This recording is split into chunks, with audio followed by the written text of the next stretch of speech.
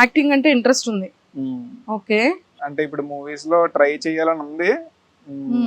But ఏంటంటే మనకి అక్కడ అంతగా ఎవరు తెలియదు కదా, సో యూట్యూబ్ ని యూజ్ చేసుకొని మూవీస్ లోకి వెళ్ళాలని ఇలా యూట్యూబ్ లో కంటెంట్ క్రియేషన్ అనేది చేస్తున్నా.